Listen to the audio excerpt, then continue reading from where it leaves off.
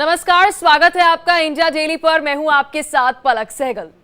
नमस्कार, मैं हूं आपके साथ तमन्ना महाजन और हमारी इस खास पेशकश में आपका बहुत बहुत स्वागत है, क्योंकि साल की सबसे बड़ी अमावस्या दीपावली, दीपों का वो त्योहार जिससे मिलती है खुशियां, सुख, समृद्धि और उल्लास का आगमन होता है। दीपावली यूं तो दियों का त्योहार है, चारों तरफ खुशियां ही खुशियां होती है। बिल्कुल, और हर जगह हर्ष और उल्लास का माहौल होता है। सभी अपने प्रिय मित्रों और रिश्तेदारों को मिठाई और उपहार देते हैं और उज्जवल भविष्य की कामना करते हैं।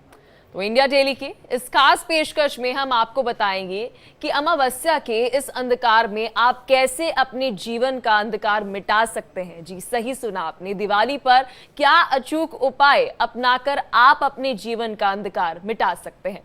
इसे बताने के लिए हमारे साथ स्टूडियो में खास मेहमान इस वक्त मौजूद हैं, उनसे आपका तारुफ भी करा देते हैं। आचार्य विनोद भारद्वाज हमारे साथ जुड़े हुए हैं, आपका बहुत बहुत स्वागत है आचार्य जी। इसके अलावा ज्योतिषाचार्य जेपी सिंह भी हमारे साथ यहाँ पर मौजूद हैं स्टूडियो में, आपका भी बहुत बहुत स्वागत है। तो सबसे पहले आप दोनों का बहुत स्वागत, क्योंकि दिवाली है और दिवाली में मुझे लगता है कि ज्योतिषाचार्य जेपी सिंह जी, सभी के मन में ये सवाल होता है कि कौन से ऐसे उपाय करें जिन्हें करने से दिवाली के साथ साथ जीवन में बहुत सारी बेहतरी जो है वह आए, लक्ष्मी आए, सुख समृद्धि आए। तो क्या उपाय जो है वह आप बताएंगे दर्शकों को।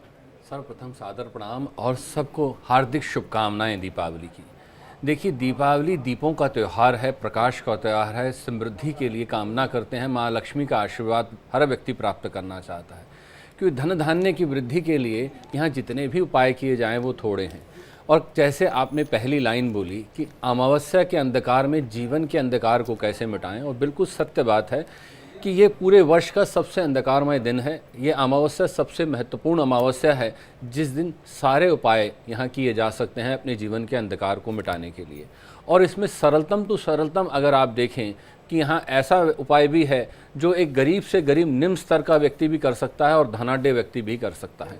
यहाँ ऐसा बिल्कुल भेद नहीं है कि आपको सोना ही खरीदना होगा या आपको चांदी ही खरीदनी होगी या चांदी का कलश स्थापित करना होगा तभी माँ लक्ष्मी प्रसन्न होंगी, या आपको सोने का झाड़ू लगाना है घर में तब जाके माँ लक्ष्मी प्रसन्न होंगी। माँ लक्ष्मी तो सरलतम उपायों से प्रसन्न हो जाती हैं।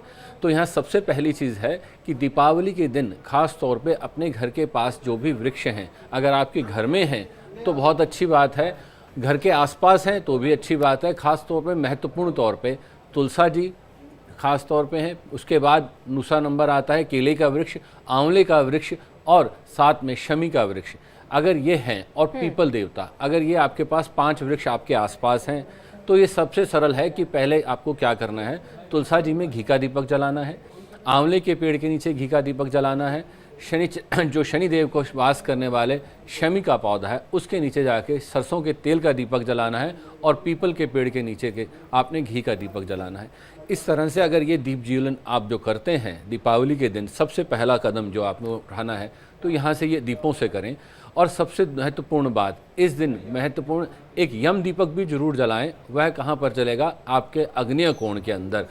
वहाँ पर अपने परिवार की सुख समृद्धि और सुख शांति के लिए इस दीपक को जलाएं। चौमुहा दीपक जलता है, 4 मुंह वाला दीपक आप जला सकते हैं। ये सबसे सरलतम उपाय है। दूसरी महत्वपूर्ण बात यहाँ ध्यान रखिएगा कि यहाँ जब आप पूजन कर रहे हैं, क्योंकि यह वास्तु का ध्यान हम विशेषतः हर बाकी चीज़ों में रखते हैं, पूजन करते वक्त भूल जाते हैं, तो हमारा मुख हमेशा उत्तर की तरफ हो। उत्तर दिशा समृद्धि को प्राप्त करने वाली है, सुख समृद्धि को प्राप्त करना है, तो उत्तर की तरफ मुख करके बैठिए और पूजन करिए। अगर आपके पास व्यवस्था नहीं है तो उत्तर पूर्व हो जाइए। ऐसा नहीं है कि आप पश्चिम मुख करके बैठे हैं या दक्षिण मुख करके बैठे हैं, ये बिल्कुल अच्छा नहीं है, उससे आपको लाभ नहीं मिलेगा, आपकी पूजा जो है विफल होती है। तो महत्वपूर्ण है दिशा का ध्यान विशेषता रखिए, और मंदिर में लाल कपड़े का जहाँ वस्त्र का आप धारण कराकर माँ को, और नीचे लाल लकड़ी का पटड़ा रखकर उसके ऊपर आप पूजन करेंगे तो बहुत अच्छा रहेगा। बिल्कुल, और बड़ी महत्वपूर्ण बातें आपने बताई हैं। आचार्य विनोद भारद्वाज जी, आपसे आपका रुख करूंगी, क्योंकि उन्होंने बताया कि आप इन वृक्षों की पूजा कर सकते हैं, जैसे तुलसी का पौधा हो गया, केले का वृक्ष हो गया। माना जाता है कि इन पौधों को अगर उस दिन आप घर पर भी लाते हैं तो वो भी बड़ा शुभकारी रहता है।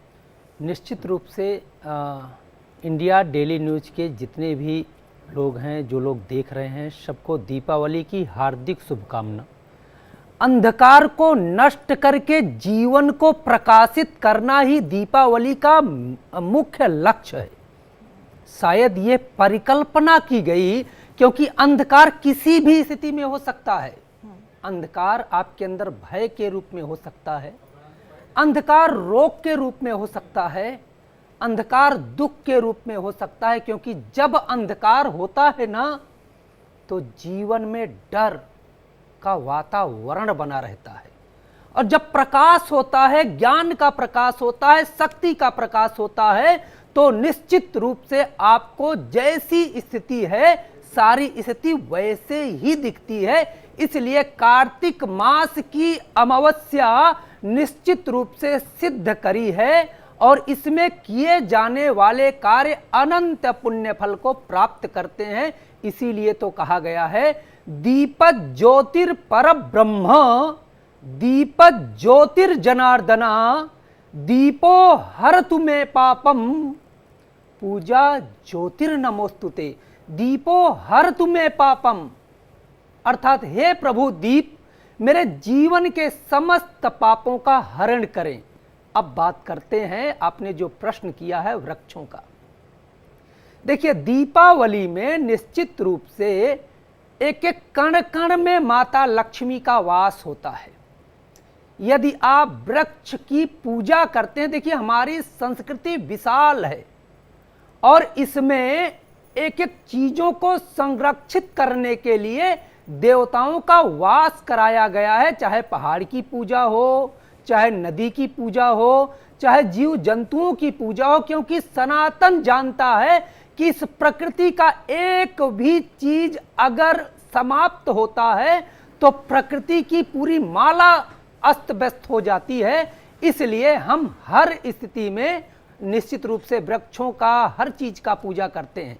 लेकिन अब आपने पूछा है कि वृक्षों को घर लाना चाहिए, बिल्कुल लाना चाहिए, क्योंकि शास्त्र में ऐसा कहा गया है एक वृक्ष को रोपण करना, उसे तैयार करना अपनी एक संतान के बराबर माना गया है।